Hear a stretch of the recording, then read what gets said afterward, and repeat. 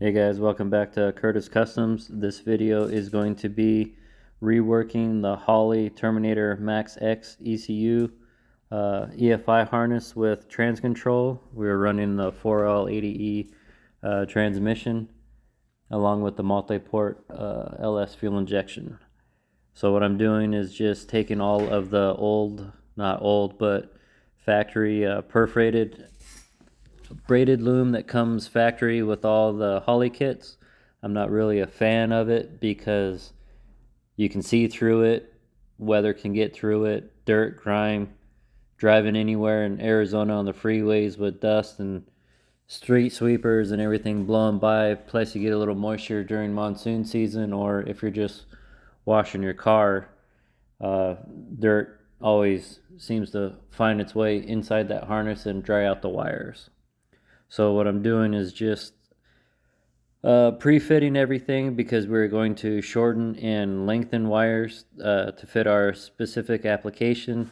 Some wires are dedicated plugs, so they're a predetermined length already, so they're either just perfect, too long, or too short the way I want to run it. So I am just removing all of the old loom and marking all the wires so I know what's going where, and then I just start to rework, and I tape certain sections to where I need bends to be and where the transmission harness meets the EFI harness, so I know that's where the big loom is going to go through the firewall. So we'll get it all taped up, marked, and test fitted, and then we will put it on the table, and then we will start making all of our wire connections, shortening and lengthening, and then we'll also be adding in additional wires that we know are going to be needed in the future, so we don't have to split the loom and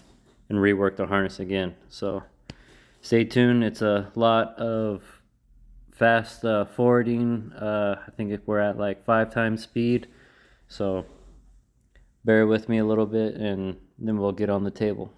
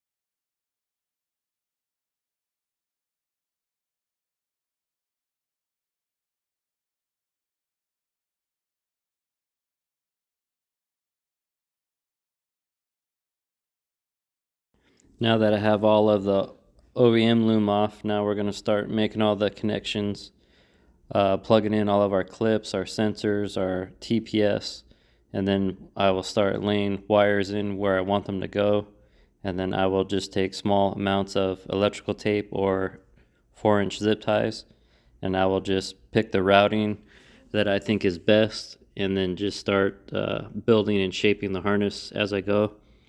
A lot of people get intimidated when they open a box and it's just a 60-foot coil up with just a bunch of spaghetti strands out everywhere. Um, you just gotta slow your roll and just be confident in what you're doing, knowing if you make a mistake, it can always be rectified. And when you're lengthening and shortening connections, it's always a good idea to do a continuity check after you're done with the crimping and heat shrinking to make sure that you are able to move on to the next set of wires or the next plug set that you will be working on. So a lot of times people spend a lot of money on these harnesses, and then you pop the hood and then you see like a 3-foot coil somewhere inside, and it just looks horrible in my opinion. So a little effort goes a long way in making it fit the way that you want. Just got to be confident in what you're doing and knowing that you can always back up and correct it before you decide to send it and put power through it. So always check to make sure everything is connected correctly, heat shrinked, nothing's chafed, and just like I said, be confident, but take your time and always double check to make sure that your crimp is good, no extra resistance in the wire, and continuity. So we'll keep going.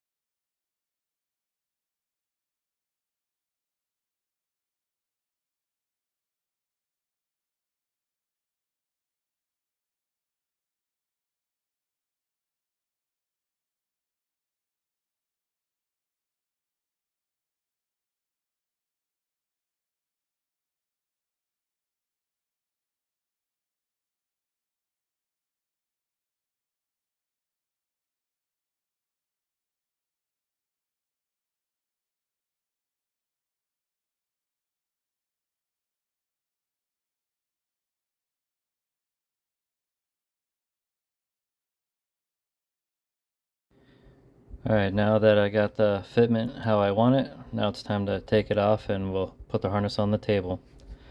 Here it is on the table. I got the width of the table to work with. I got my ECU laid out where I want it, and next to the heat shrink where the end of the wire crimpers are is where the trans control harness and the ECU harness are going to meet at the back of the block. So that big loop of wire that you see on the lower left hand side is how much wire is going to be removed out of each strand, except for the shielded wires for the cam sensor, map sensor, and the crank sensor. Those have a RFI frequency shield wrap around all three of those. Those are the only clump of wires that I leave alone. Those have a certain set of resistance that needs to stay. So I just go through one by one, unweeding everything, get it laid out the way I want, label everything, crimp it, heat shrink it, and then rinse and repeat. Do it over and over until I'm done.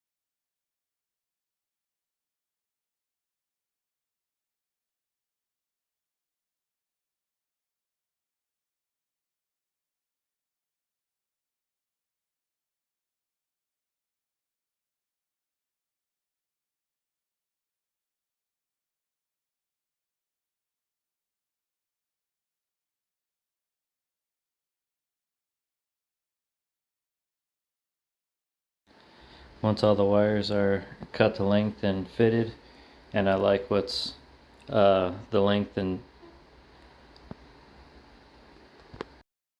sorry, hit the wrong button on my phone. Now that all the wires are to the correct length that I want, I went ahead and I taped the whole harness one time off camera. Now I'm fitting each individual strand with the correct size loom, with a heat rated loom. It's black with a white stripe that indicates that I think it's good up to like 350 or 400 degrees. Um, so I'm fitting each individual strand with the proper size of loom coverage, and then once that is done, I will go back and I will tape over the loom one final time. So it'll be basically 2 layers of wire wrapped, then loom coverage, and then final layer wrapped again. So aside from any accidents happening or any shorts, this wire harness should last the lifetime of the vehicle.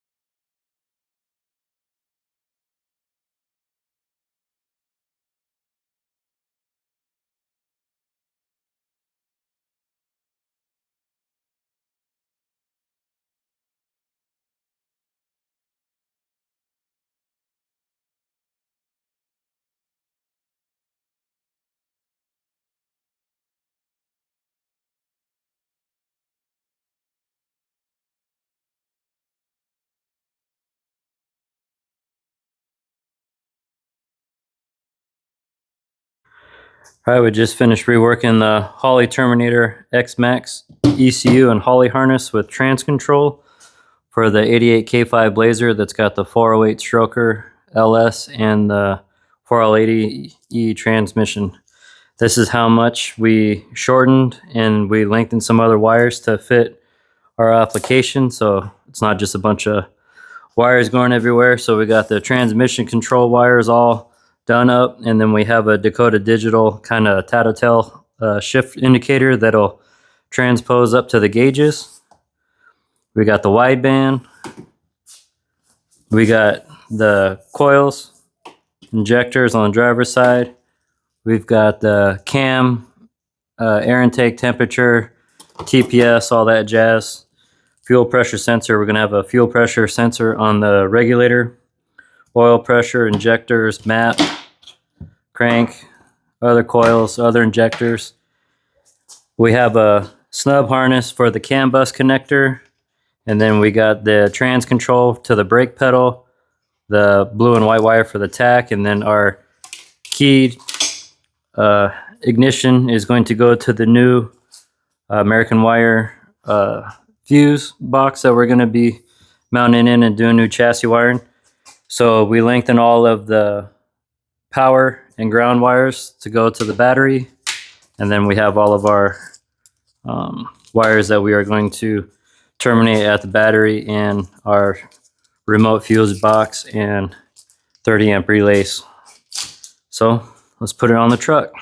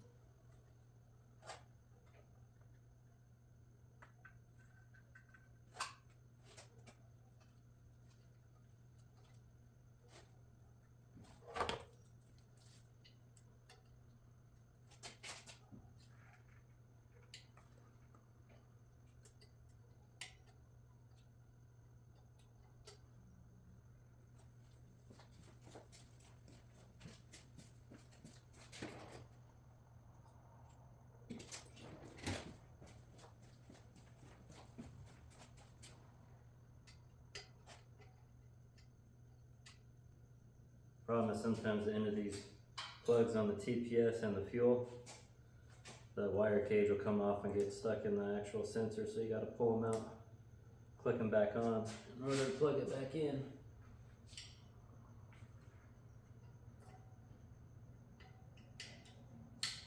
There we go.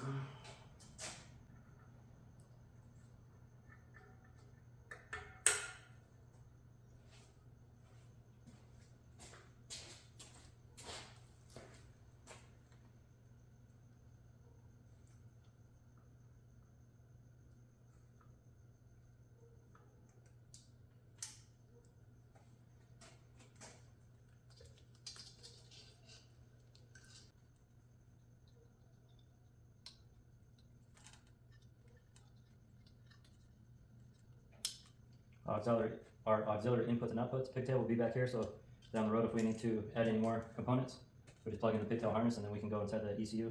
The firewall will be about right here, maybe 4.5 inches off the back of the intake manifold, so we'll mount a fuel pressure regulator with a run tee that our fuel pressure sensor will just plug right into it. And then our map sensor is right here, but we have a conversion harness coming to plug it in and make it right.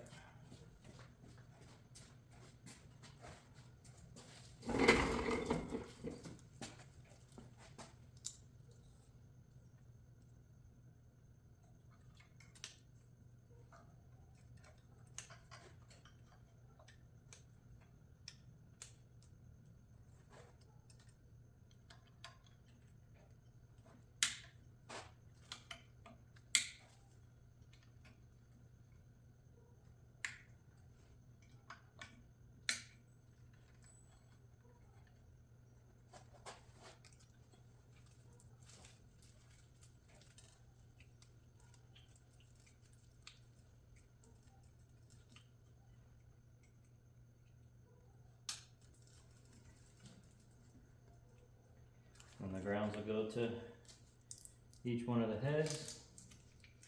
Bada bing, bada boom. I'll take this computer back off, so we'll put a grommet somewhere in here with a knockout in the firewall, so then we'll have this much room to finesse it either way